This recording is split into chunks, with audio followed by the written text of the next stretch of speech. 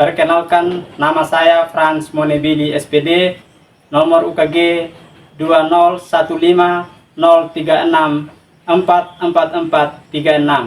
nomor induk mahasiswa 23748050013. Saya adalah mahasiswa PPG dalam jabatan tahun 2023, kategori 1, angkatan 3 pada LPTK Universitas Pendidikan Ganesha. Pada hari ini, Selasa 5 Maret 2024, saya melakukan praktek pembelajaran untuk memenuhi tugas uji kinerja dengan materi menganalisis unsur-unsur intrinsik cerita pendek di kelas 8A pada SMP Negeri 2 Wewa Selatan, Kabupaten Sumba Barat Daya, Provinsi Nusa Tenggara Timur. Terima kasih dan selamat menyaksikan.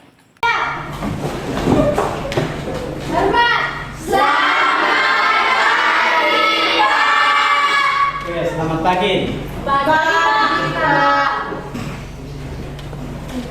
Baik, anak-anak, apa kabar hari ini? Baik, sehat, luar biasa. Oke, luar biasa ya. Masih semangat? Masih, Pak. Oke, anak-anak silakan duduk kembali. Baik, anak-anak, sebelum kita memulai pelajaran kita pada pagi hari ini, untuk memulai pelajaran kita, maka kita berdoa dulu ya. Berdoa Tuhan supaya kita bisa belajar dengan tenang, mengerjakan tugas dengan baik oleh karena kehadiran Tuhan. Untuk itu saya minta satu orang untuk pimpin doa.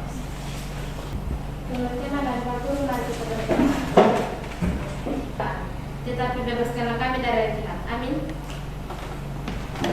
Baik, terima kasih kepada teman yang sudah bikin doa. Saya cek hadir dulu ya. Ya, Pak. Baik, ada yang tidak hadir hari ini? Ada. Oke, semua oke, luar biasa ya. Kita tetap semangat lagi, kita berdiri untuk kita speaking dengan proyek P5. Silakan. Tepuk P5. Proyek kekuatan profil belajar Pancasila. Proyek yes. Apa kalian bisa? Bisa. Oke, kita tepuk tangan. Baik, silakan duduk kembali. Sebelum kita masuk pada pembelajaran kita hari ini, saya ingin tanya kepada kalian semua. Apakah kalian sudah membaca buku cerita atau pernah membaca cerita? Benar. Kamu baca cerita tentang apa saja? Dongeng. Dongeng apa? Dongeng salju. Putri Salju. Apa lagi? Ya? Bawang putih, bawang merah. Ikan mas. Apa lagi? Ikan emas. Ya, itu ada banyak tentang cerita-cerita yang kalian sudah pernah baca ya? Ya, Pak. Cerita-cerita yang kalian pernah baca disebut dengan cerita apa? Disebut dengan cerita? Cerita fiksi. Atau kenapa dikatakan cerita fiksi? Cerita pendek. Salah satu cerita fiksi itu ada disebut dengan cerita pendek, ada disebut dengan cerpen. Kenapa dikatakan cerita fiksi? Ya? Ya, karena ceritanya menarik. Apa lagi? Ceritanya seru. Baik, kenapa dikatakan cerita fiksi anak-anak? Karena cerita fiksi merupakan sebuah cerita berdasarkan hasil imajinasi dari seseorang. Kalau imajinasi sama dengan khayalan, ya kan? Imajinasi daya khayal seseorang. Ini dikatakan fiksi, bukan kenyataan atau bukan fakta. Bisa dipahami? Bisa. Capaian pembelajaran kita yang harus kita pelajari pada pertemuan kali ini, yaitu peserta didik harus mampu menganalisis dan memaknai informasi berupa gagasan, pikiran, perasaan, pandangan, arahan atau pesan yang tepat dari berbagai jenis cerita non-fiksi dan fiksi secara audiovisual dan berbentuk monolog, dialog, berbicara. Peserta didik juga mampu mengeksplorasi dan eksplorasi berbagai informasi topik aktual yang didengar dan dipresentasikan. Jadi pada pertemuan hari ini anak-anak, tujuan dari pembelajaran yang menjadi tujuan dari pembelajaran kita pada hari ini adalah peserta didik setelah mempelajari dan membaca teks cerpen, kita diharapkan dapat menganalisis unsur-unsur pembangun yang terkandung dalam cerita pendek, yaitu mulai dari tema, amanat, penokohan, sudut pandang, alur, dan setting. Ini yang kita akan pelajari pada pertemuan ini. Ini menjadi tujuan pembelajaran kita, supaya kita bisa melakukan analisis terhadap sebuah cerita fiksi atau cerpen. Maka perlu kita pahami dulu apa yang disebut dengan cerpen. Dia merupakan sebagai karya sastra pendek yang bersifat fiktif. Fiktif artinya tidak nyata, seperti yang saya jelaskan tadi, dan mengisahkan suatu permasalahan umum. Cerpen mengisahkan suatu permasalahan yang disajikan oleh tokoh. Cerpen biasanya tidak kurang dari 10.000 kata, sehingga dapat diselesaikan dibaca dalam satu kali kita duduk. Dibaca sekali, bisa diselesaikan. Dia ceritanya pendek. Ciri-ciri dari cerpen. Ciri yang pertama, coba ini siapa baca yang di tengah? Ya, bersifat fiktif dan atau karangan dari penulis. Dan itu ciri yang pertama. Ciri yang kedua, tersusun tidak lebih dari 10.000 kata. Jadi dia cerita pendek dia. Terus yang berikut, selesai dibaca dengan sekali duduk. Alurnya tunggal dan dalam satu cerita. Ditulis berdasarkan peristiwa sehari-hari, memiliki pesan moral atau disebut dengan amanat, pesan yang disampaikan penulis kepada pembaca. Ini disebut dengan ciri-ciri dari cerita pendek. Nah, untuk kita lebih paham bagaimana sebentar kita melakukan analisis, kita coba simak penjelasan berikut tentang unsur-unsur dari cerita. Ya, kita simak baik-baik ini. Unsur-unsur dari cerita fiksi atau yang disebut dengan cerpen atau cerita pendek. Unsur-unsur cerita fiksi terbagi menjadi dua, yaitu unsur intrinsik atau pembentuk cerita dari dalam, lalu ada unsur ekstrinsik atau hal-hal yang mempengaruhi terbentuknya suatu karya dari luar. Unsur intrinsik ada tema, tokoh dan penokohan, alur atau plot, latar, sudut pandang, dan amanat. Sementara unsur ekstrinsik ada latar belakang pengarang, latar belakang masyarakat, dan nilai-nilai pada cerita. Unsur-unsur cerita pendek atau cerpen itu terdiri dari apa saja tadi? Ada unsur apa? Unsur intrinsik dan unsur ekstrinsik. Itu ada dua ya. Ada unsur intrinsik, ada unsur ekstrinsik. Nah, pada hari ini kita akan pelajari tentang unsur intrinsik ya. Unsur intrinsik terdiri dari apa saja yang kamu sudah pernah simak tadi? Tema, apa lagi? Tokoh, apa lagi? Alur, apa lagi? Latar, apa lagi? Sudut pandang. Ini yang kita akan pelajari pada pertemuan kali ini. Dan kita akan melakukan analisis, yaitu menentukan unsur-unsur pembangun dari sebuah karya sastra. Ini kurang semangat, bisa? Bisa. Oke, luar biasa, kita masih semangat untuk kita belajar ya. Iya, Pak. Baik, dari gambaran tadi tentang unsur intrinsik, untuk lebih jelasnya kita akan membaca teks cerpen. Teks cerpen yaitu ada, saya bisa tayang di sini supaya kalian bisa lihat. Bisa dilihat? Nah, ini salah satu contoh cerpen yang berjudul Kotak Sulap Paman Tom. Dari cerpen ini kita akan melakukan analisis, yaitu kita menentukan unsur intrinsik dari cerpen tersebut. Mulai dari apa tadi unsur intrinsik, termasuk unsur intrinsik apa saja? Mulai dari tema, apa lagi? Tokoh, apa lagi? Alur, apa lagi? Latar, apa lagi? Sudut pandang, apa lagi? Amanat atau kesan.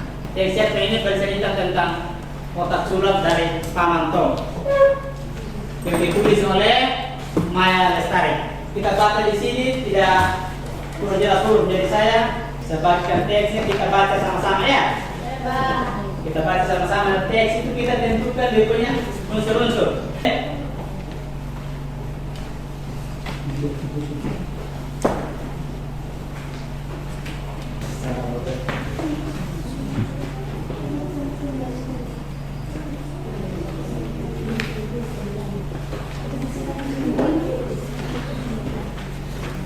Sebuah cerita pendek yang berjudul Kotak Sulap Paman Tom. Ya, kita baca baik-baik, kita analisis secara bersama ya. Nah, sekarang kita baca dulu teksnya, habis itu baru kita tentukan tema. Tema itu adalah kesan yang terkandung dalam cerita pendek. Baik, baca baik-baik ceritanya.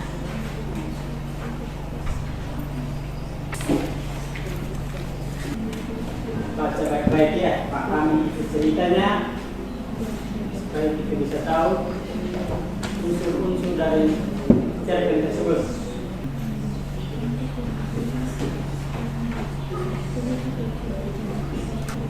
Ya, waktu sudah selesai waktu membacanya. Sekarang saatnya kita akan melakukan analisis. Dari cerpen yang kalian sudah baca secara seksama, siapa nama tokoh yang ada di cerita? Yang menjadi tokoh dalam cerita itu adalah tokoh Randu. Ada yang jawab benar, coba angkat tangan. Yang jawab benar. Ya, semua menjawab dengan benar. Ya, tepuk tangan dulu. Di mana peristiwa terjadi? Perpustakaan daerah. Terjadi di perpustakaan Daerah. Apa tema dari cerpen? Kekecewaan terhadap Paman. Ya, kekecewaan dan Paman Tom. Ya. Apa pesannya atau amanat dalam cerita tersebut? Pesannya sama dengan amanat yang disampaikan penulis kepada pembaca atau kepada kita. Jangan melihat orang lain. Ya, jangan siapa yang bisa menyampaikan alur dari cerita tadi secara singkat, gitu. Siapa yang bisa? Ya, silakan. Randu menonton pertunjukan sulap Paman Tom. Ia merasa penasaran dengan pertunjukan tersebut. Suatu hari ia membongkar rahasia sulap Paman Tom di depan anak-anak.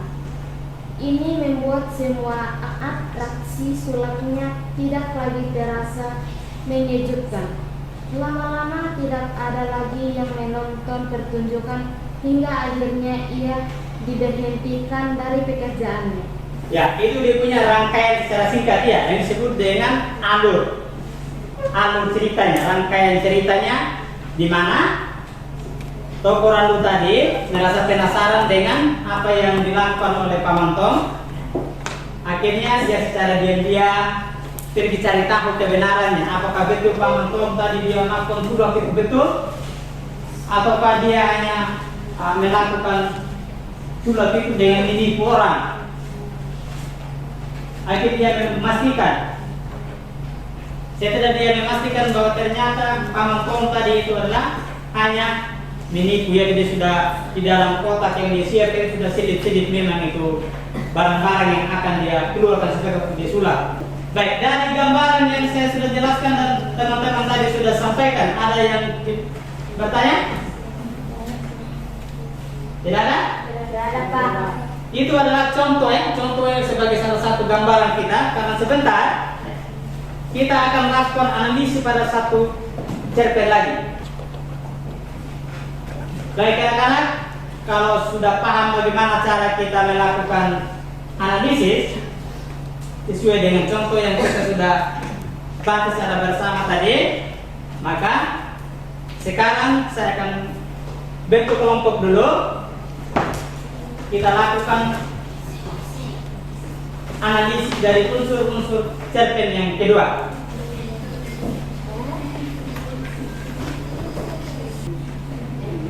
Jadi ini kelompok berapa? Kelompok 5. Ya. Ini teksnya. Baca baik-baik ya.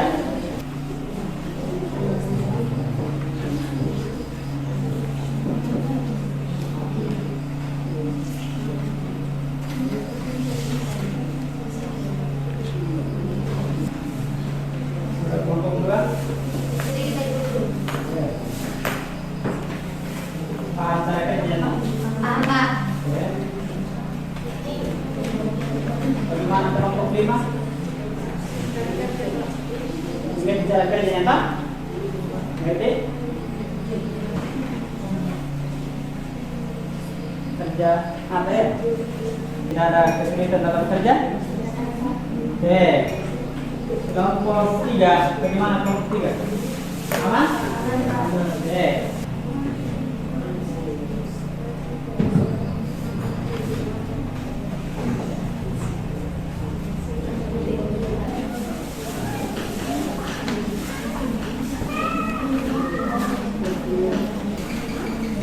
Kelompok 3. Tidak tahu, Pak.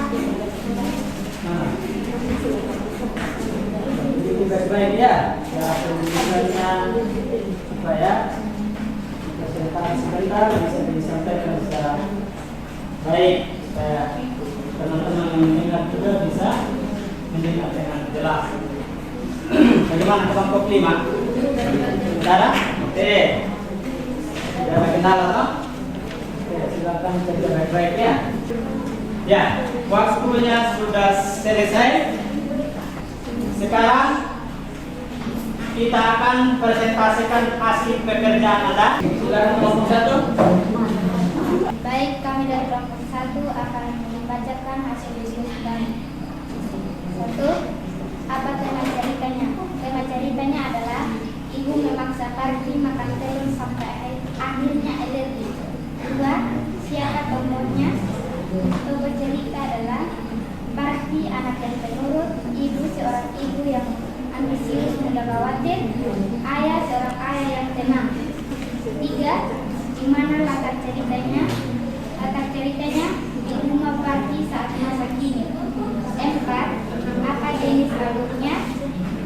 Jenis alurnya adalah maju dan diawali kejadian masa kini dengan konflik dasar pada bagian tengah konflik menanjak dan diakhiri klimaks serta penyelesaian cerita. 5. Apa amanat yang terdapat dalam cerita tersebut? Amanatnya adalah tak boleh melakukan segala sesuatu dengan berlebihan karena akibatnya tak baik. Ya, mari kita berikan tepuk tangan untuk kelompok. Baik, dari hasil presentasi kelompok 1, ada yang bertanya? Yang bertanya tentang hasil dari presentasi mereka? Ada?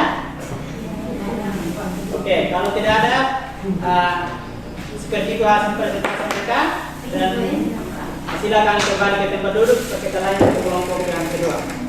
Kami dari kelompok 2 akan mempresentasikan hasil kerja kelompok kami. Tema cerita, ibu memaksa Parki makan telur sampai akhirnya alergi. Tokoh cerita, Parki, anak yang penurut, ibu seorang ibu yang ambisius, muda khawatir, dan ayah seorang ayah yang tenang. Latar cerita, di rumah Parki saat masa kini. Jenis alur, maju dan diawali kejadian masa kini dengan konflik datar, pada bagian tengah konflik menanjak dan akhiri klimaks serta penyelesaian pada akhir cerita.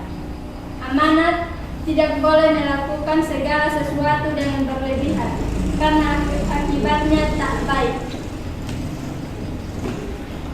Ya, demikian untuk kelompok 2. Kita beri tepuk tangan untuk kelompok 2.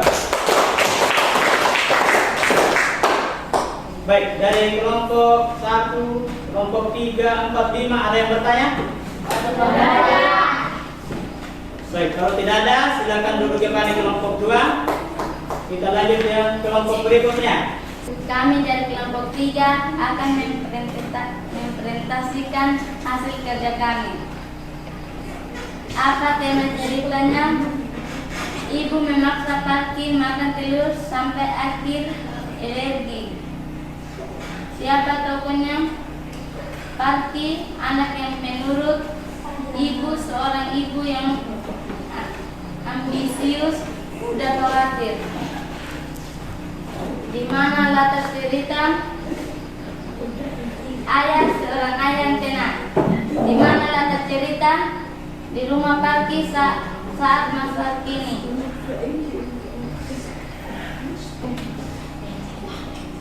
Apa jenis alur maju dan diawali kejadian masa kini dengan konflik datar. Pada bagian tengah konflik memanjat dan diakhiri klimaks serta menyelesaikan pada akhir cerita. Apa amanat yang terdapat dalam cerita tersebut? Tak boleh melakukan segala sesuatu dengan berlebihan karena akibatnya tak baik. Oke, untuk kelompok 3, mari kita berikan tepuk tangan.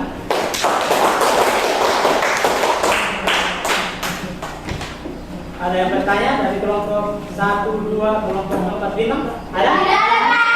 Oke, kalau tidak ada silakan kembali duduk kelompok 3. Kita lanjut ke kelompok berikutnya. Silakan kelompok 4. Jadi baik, kami dari kelompok 4 akan mempresentasikan hasil kerja kelompok kami. Yang pertama, apa tema ceritanya? Ibu memasak Parky telur sampai akhirnya alergi. Yang kedua, siapa tokohnya? Parky, anak yang penurut. Ibu, seorang ibu yang ambisius, mudah khawatir. Ayah, seorang ayah yang tenang. Di mana latar ceritanya? Di rumah Parky saat masa kini. Apa jenis alurnya? Mudah dan diawali masa kini dengan konflik datang. Pada bagian tengah konflik menanja dan akhir klimaks serta penyesuaian pada akhir. Apa amanat yang terdapat dalam cerita tersebut? Tak boleh melakukan segala sesuatu dengan berlebihan karena akibatnya tak baik. Sekian dan terima kasih. Ya, kita berikan tepuk tangan untuk kelompok 4.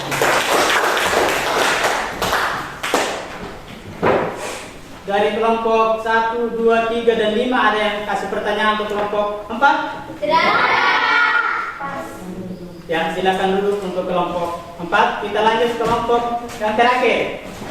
Baik, dari hasil diskusi kalian sudah presentasikan, sekarang Anda duduk tempat semula. Duduk tempat semula.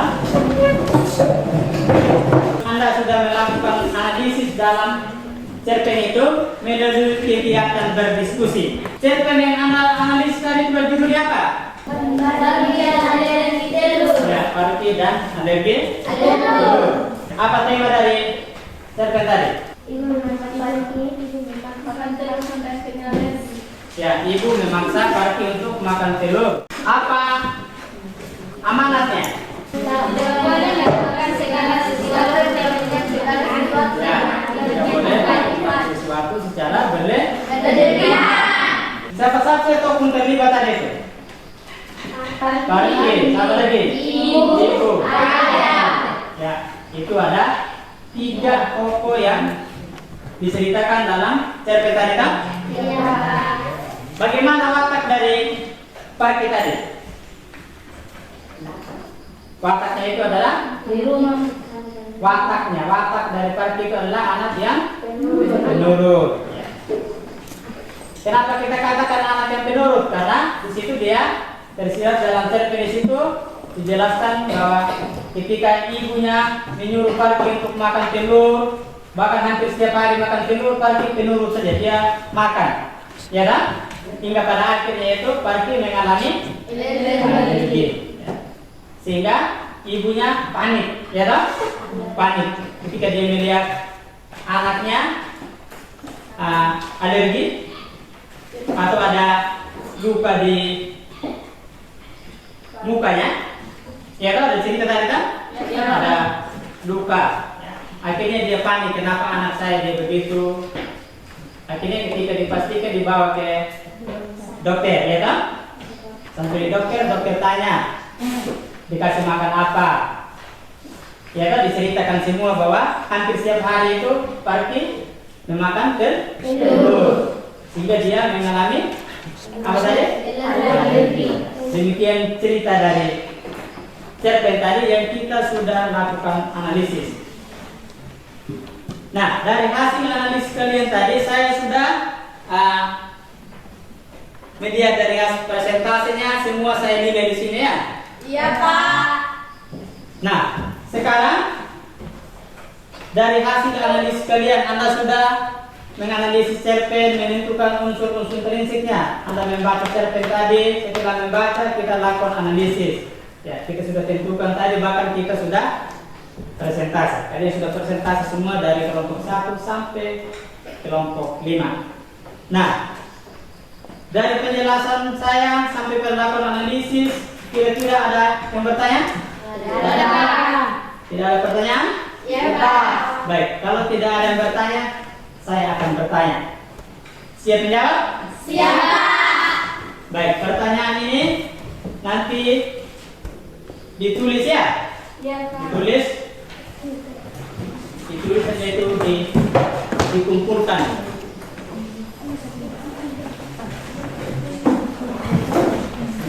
Ini bukan kelompok ya, individu, kerja sendiri-sendiri.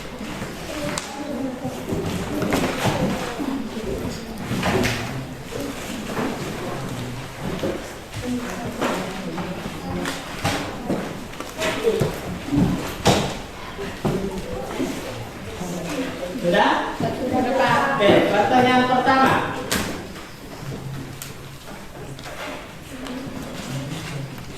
Pertanyaan pertama. Apa manfaat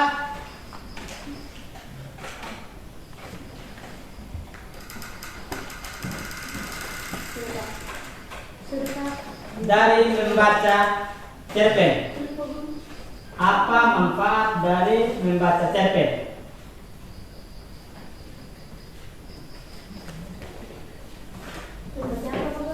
Cerpen. Sudah?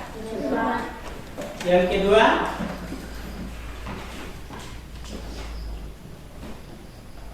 bagaimana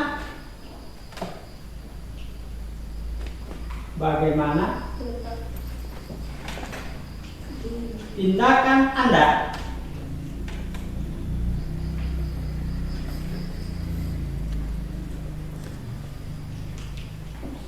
Sudah, Pak. apabila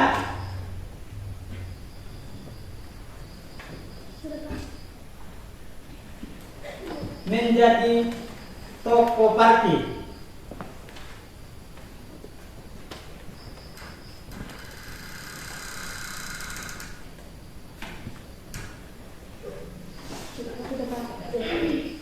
Oke, silakan dikerjakan itu.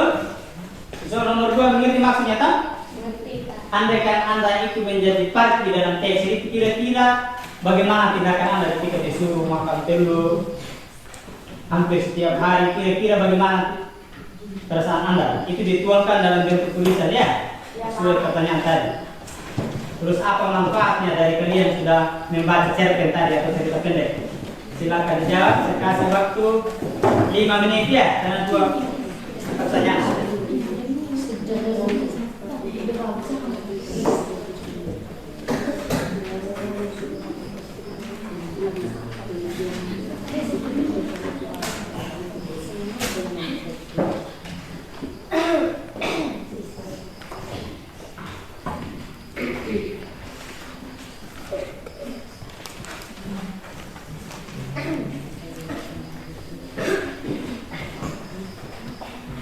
Mengerti pertanyaannya, tak? Ngerti Bapak. Silakan dikerjakan.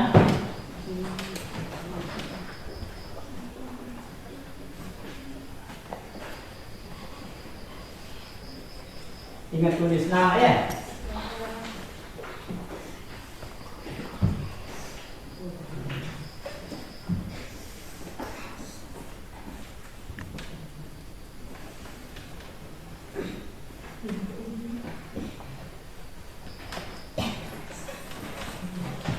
Ada yang sudah?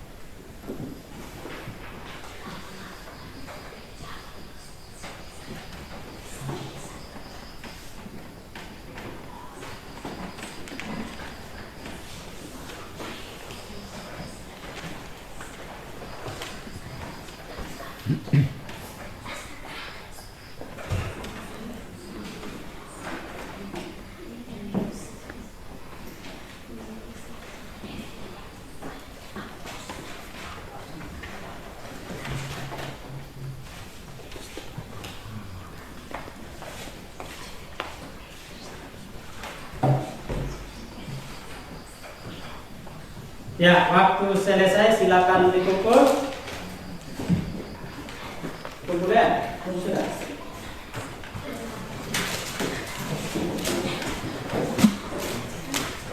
Oke.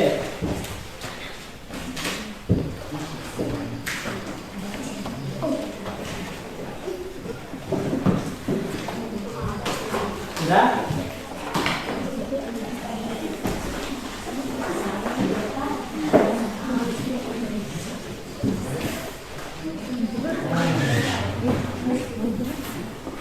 Sudah? Sudah?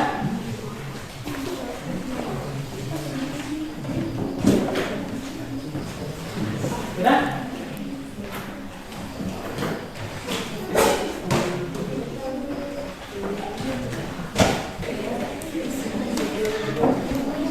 Sudah?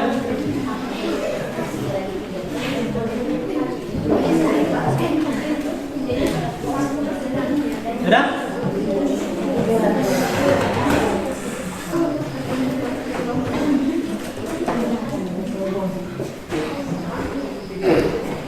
Baik, nanti hasil pekerjaan kalian pada pertemuan berikutnya saya akan sampaikan hasilnya.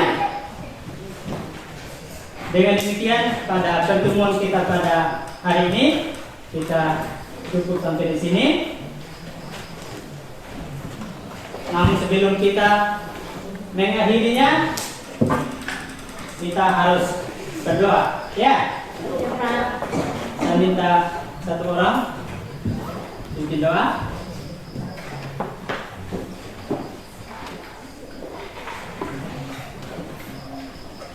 Teman-teman dan Paulus, mari kita berdoa. Bapa yang ada di surga, dikuduskanlah namamu, datanglah kerajaanmu, di bumi seperti di surga. Berilah kami pada hari ini makan kami secukupnya, dan ampunilah kesalahan kami, seperti kami juga mengampuni orang bersalah kepada kami. Dan jangan membawa kami dari pencobaan, tetapi bebaskanlah kami daripada jahat. Karena Engkau punya kerajaan, kuasa dan kemuliaan sampai selama-lamanya. Amin. Oke, terima kasih pada kalian sudah ikuti kita dalam doa. Dan demikian selesai pertemuan kita. Kita akan ketemu lagi pada pertemuan berikutnya. Terima kasih dan salam.